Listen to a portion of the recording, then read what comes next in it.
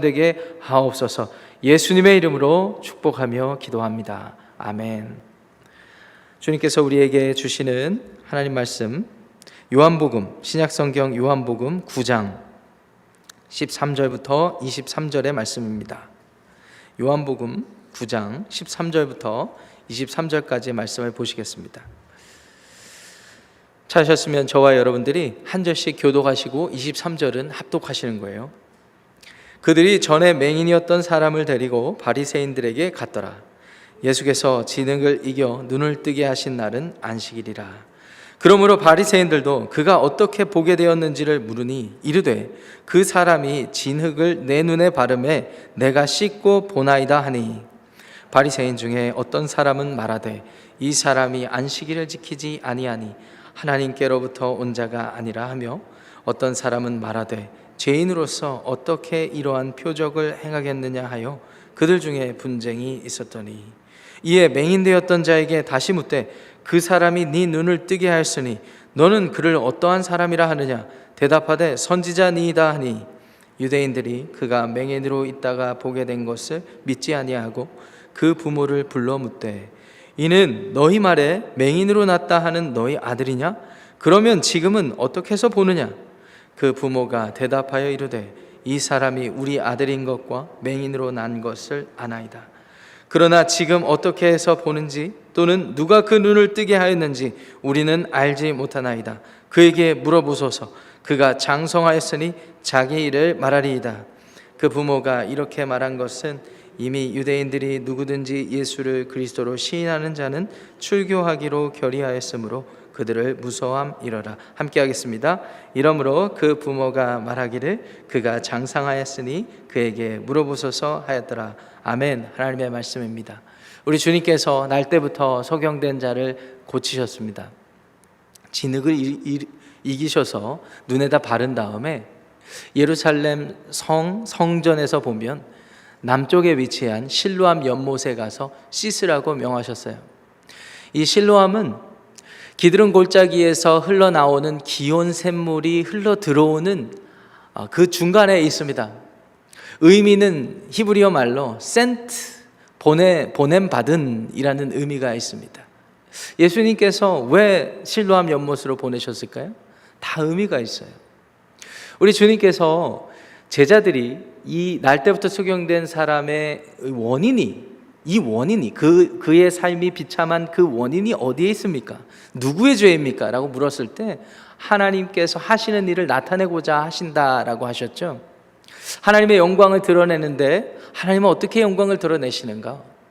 하나님은 약속하신 구원을, 그의 아들 예수 그리스도, 성자 예수 그리스도를 이 땅에 인간으로 보내심으로 그 구원의 일을 나타내셨어요. 예수님은 하나님의 구원의 성취자이십니다. 하나님은 그 구원을 시작하신 분이시죠. 그렇기 때문에 하나님으로부터 보냄 받으신 분이에요. 이 날 때부터 소경된 사람은 결국 하나님께 보냄받은 예수 그리스도, 온 세상을 구원할 구주 예수 그리스도를 통하여 나음을 받아서 이 세상에 존재하는 많은 사람들로 하여금 하나님의 아들이신 예수 그리스도를 통하여서 드디어 하나님의 구원이 이 땅 가운데, 하나님의 나라가, 하나님의 통치가 이루어졌다라는 것을 밝히 보이기 위함이셨습니다. 하나님의 영광을 그렇게 드러내신 거예요. 그런데 신기한 것은 이 사건을 마주한 제자들, 그리고 유대인들, 바리새인들, 심지어 그 소경의 부모들, 반응이 다 제각각이에요. 반응이 다 제각각입니다. 요한복음 9장에서 그래서 우리가 참 재미있게 관찰해 볼 부분이 무엇이냐면, 이 사건, 사실 요한복음에서 특징 중에 하나가 사도 요한이 어떤 사건을 소개를 하고 그 사건을 통해서 예수님이 누구신지를 또 설명을 하고 또 그 이후에 벌어지는 사람들의 반응을 의도적으로 보여주면서 우리에게 믿음을 요구하고 있습니다.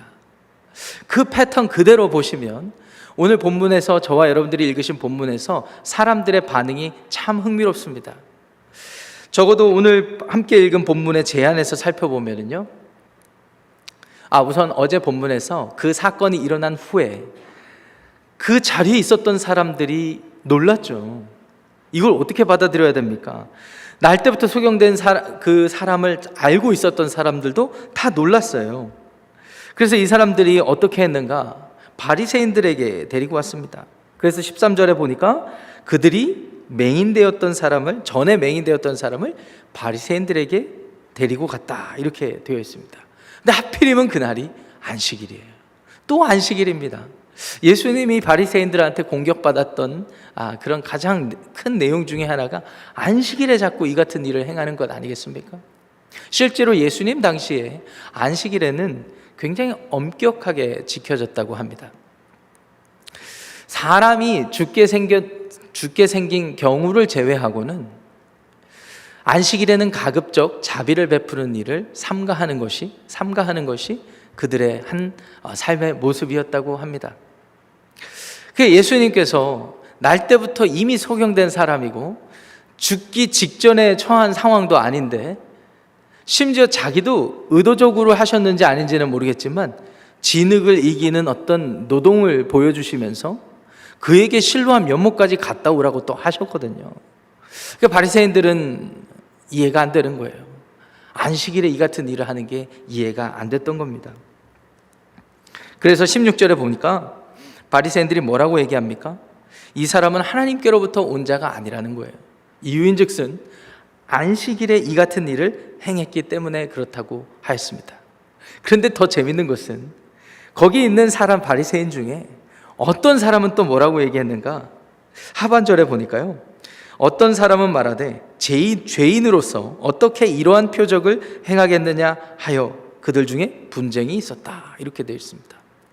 그러니까 반응이 제각각인데 바리새인이라고 해서 다 부정적으로만 봤던 건 아니었던 것 같아요. 그래도 이걸 이해해 보려고 좀 고민해 봤던 사람들이, 한 무리들이 또 있었습니다. 아니, 예수라는 사람이 죄인이었다면 어떻게 이런 일이 일어날까? 근데 웃긴 것은 분쟁이 일어나게 되는 거예요.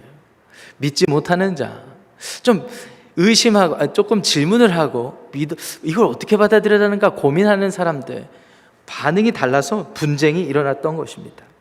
그래서 이들이 맹인되었던 사람에게 다시 묻죠. 17절에 그 사람이 네 눈을 뜨게 하였으니 너는 그를 어떠한 사람이라 하느냐? 맹인이 대답합니다. 선지자입니다, 이렇게 대답합니다.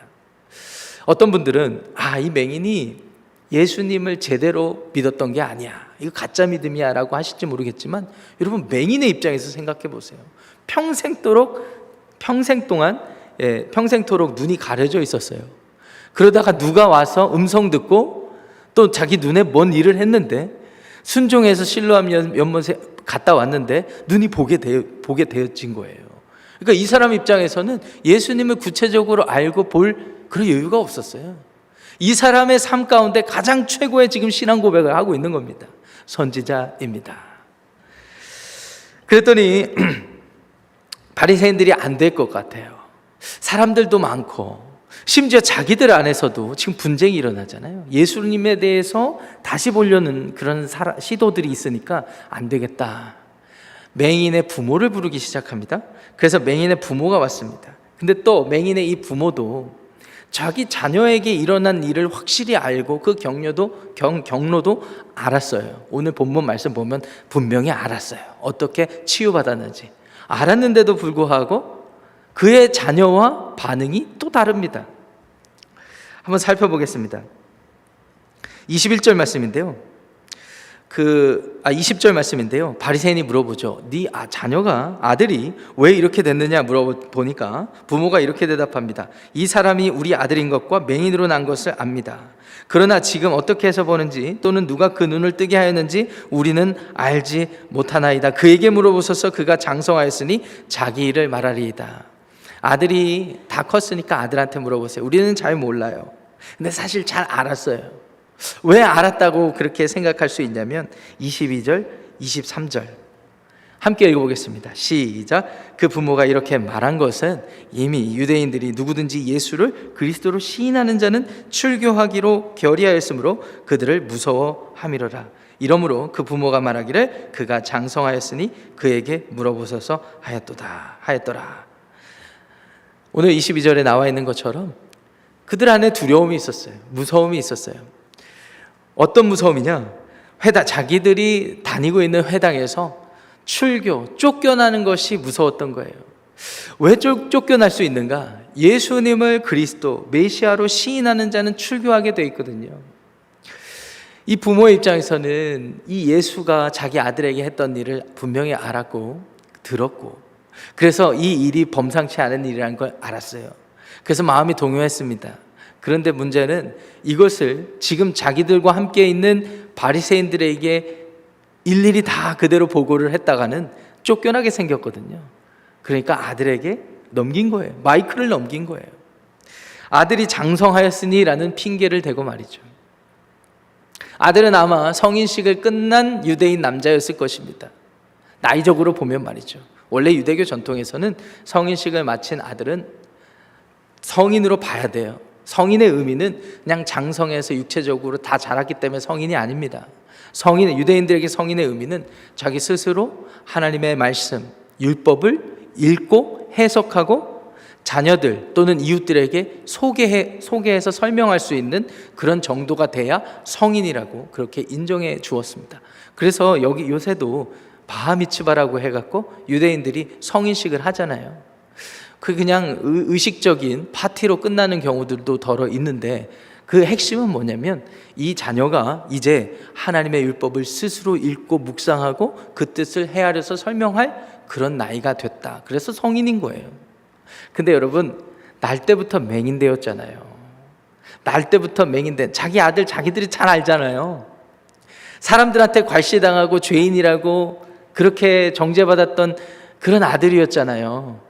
그런 아들이 이제 율법을 다 알아서 가르칠 장성한 나이가 됐으니까 아들한테 물어보라고 얘기를 하는 게 가당키나 하겠습니까? 여기까지가 오늘 저와 여러분들이 읽은 그 본문의 한정에서 제안해서 한번 살펴본 내용입니다. 제가 설명드린 대로 요한의 의도에 맞추어서 우리가 함께 사고하고 고민해 봤으면 좋겠어요. 예수님은 분명 하나님의 보냄받은 메시아이시죠. 그 사실이 그분이 하신 일을 통해서 드러났습니다. 날 때부터 소경된 자, 사람들이 죄인이라고 손가락질했던 자가 눈이 뜨여졌어요. 다른 사람들은 부정해도 눈이 떠진 사람은 너무 잘 알아요. 그리고 날 때부터 자기 배에서 난 자녀잖아요. 눈이 안 떠진 자녀를 사람들이 죄인이라고, 심지어 자기들도 죄책감 갖고 평생을 살아왔던 그 아들인데도 예수님이 그 일을 한 걸 알아요. 압니다. 그런데 바리새인들, 이웃 사람들, 맹인의 부모 반응이 뜨뜻미지근함 또는 부정적이에요. 왜 그럴까요? 믿음이 없어요. 믿음이 없습니다. 여러분, 우리가 믿음을 생각할 때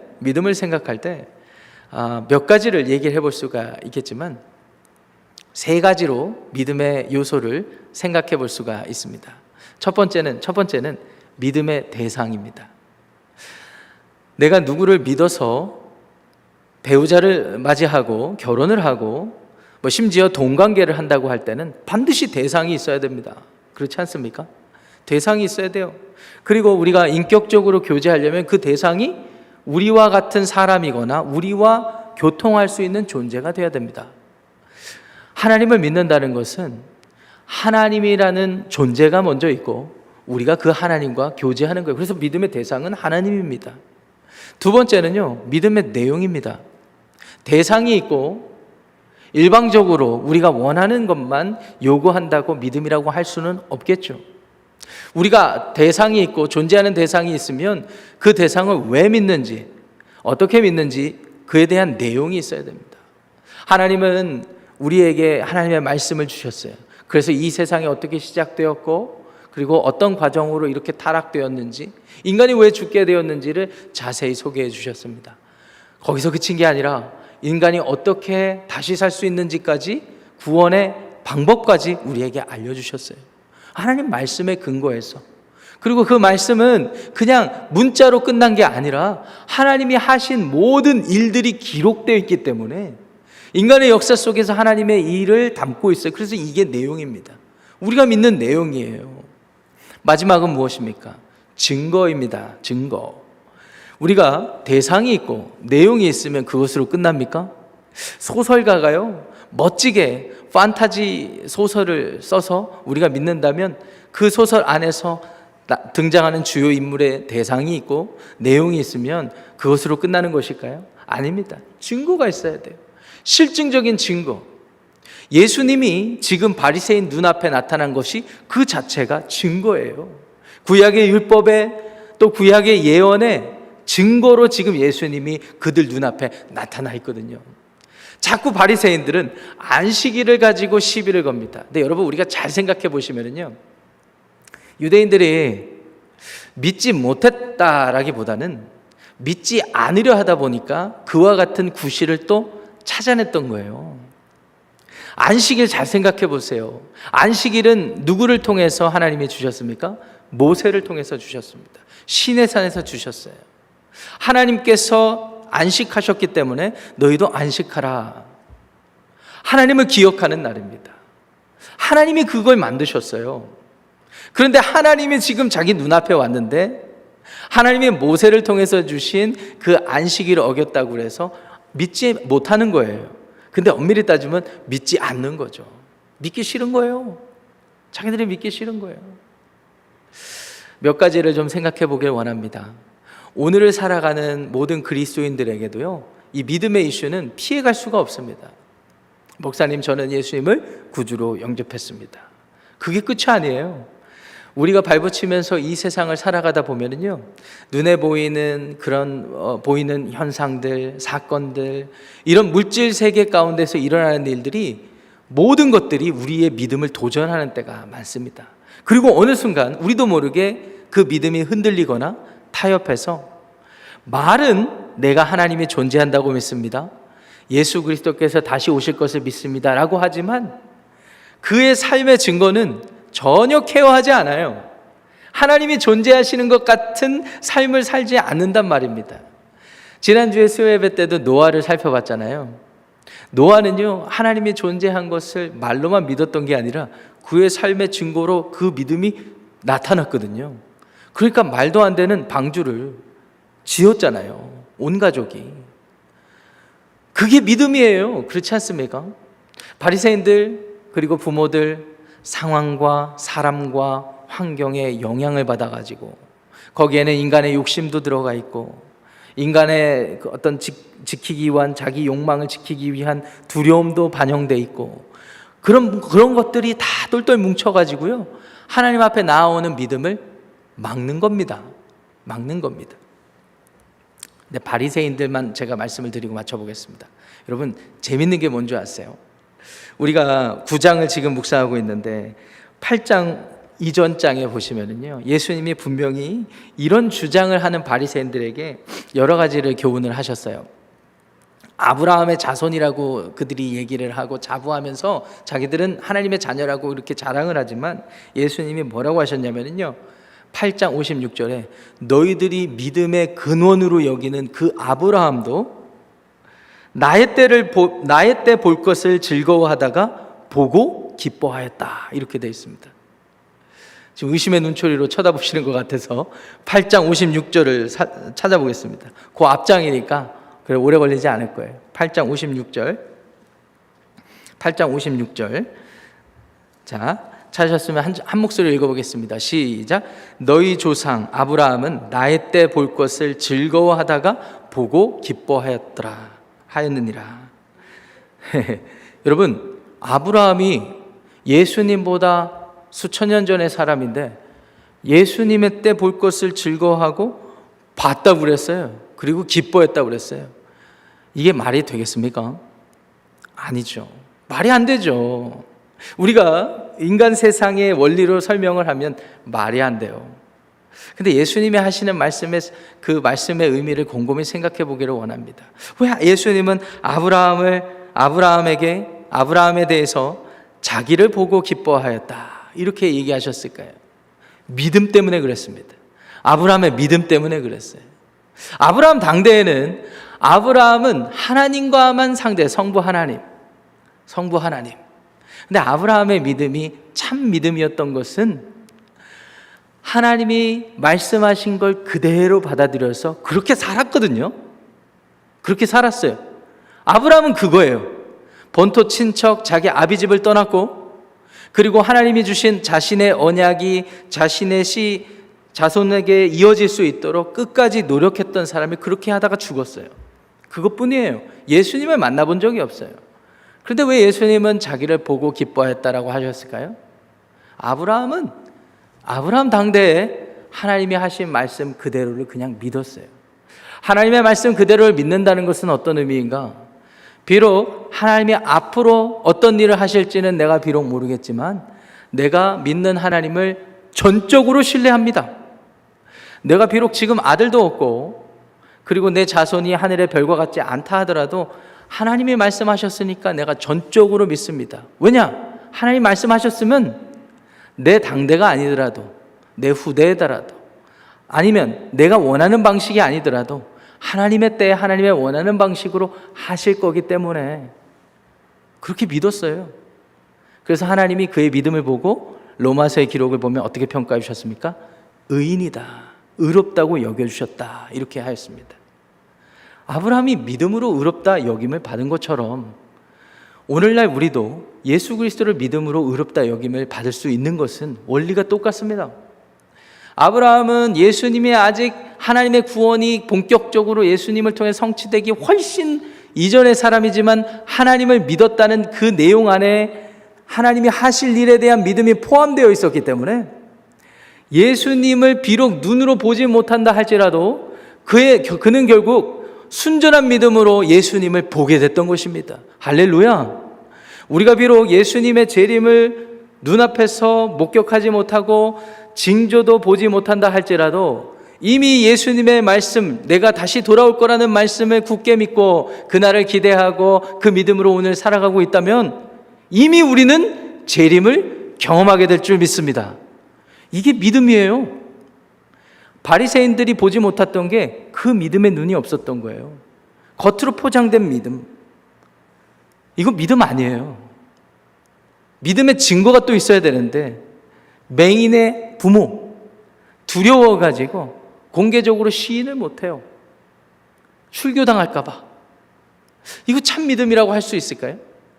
사랑하는 성도 여러분, 우리에게 요구되는 믿음이 되게 간단한 것 같지만 굉장한 거예요. 우리가 하나님을, 믿음의 대상 하나님을 믿고 하나님이 우리에게 하신 일에 대해 내용에 대해서 믿고 앞으로 하실 일에 대해서 믿는다면 그 믿음은 굉장한 능력을 갖추는 겁니다. 비록 우리 눈에 보이지 않더라도 하나님께서 그 일을 행하실 것이기 때문에, 그리고 우리의 삶 그 자체가 증거이기 때문에 그 증거대로 살아간다면 하나님께서 우리를 통해 여러 가지 하나님의 놀라운 일들을 행하실 줄 믿습니다. 이와 같은 예수님의 말씀, 그리고 요한복음의 이 메시지를 기억하면서 오늘 하루 좀 말씀으로 위로받고 자신감도 얻으시고 믿음으로 승리하는 복된 하루가 되시기를 축복합니다. 기도하겠습니다. 아버지 하나님, 감사합니다. 날 때부터 소경된 자를 고치신 우리 예수님, 하나님의 구원이 성취되는 이 놀라운 일들을 우리가 다시 한번 말씀을 통해 확인합니다. 그럼에도 불구하고 우리의 믿음이 너무나 부족하고 연약하여서 오늘 말씀 속에 등장한 바리새인처럼, 그리고 맹인의 부모처럼 우리가 앞뒤를 재고 그리고 우리의 편의에 따라 하나님을 믿고 믿음을 포기할 때가 있었던 것을 고백합니다. 하나님 아버지, 이 시대가 많이 악하고 많이 혼란스러운데 이럴 때일수록 우리 가운데 나타나신 하나님의 구원의 놀라우신 내용을 기억하며 믿음으로 한 걸음 한 걸음 내딛는 저희 모두가 되게 하여 주시옵소서. 오늘 모든 하루의 삶을 주님께 의탁하며 예수님의 이름으로 기도합니다. 아멘. 하늘에 계신 우리 아버지여, 이름이 거룩히 여김을 받으시오며 나라가 임하시오며 뜻이 하늘에서 이루어진 것 같이 땅에서도 이루어지이다. 오늘 우리에게 일용할 양식을 주시옵고 우리가 우리에게 죄 지은 자를 사하여 준 것 같이 우리 죄를 사하여 주시옵고 우리를 시험에 들게 하지 마시옵고 다만 악에서 구하시옵소서. 나라와 권세와 영광이 아버지께 영원히 싸움나이다. 아멘.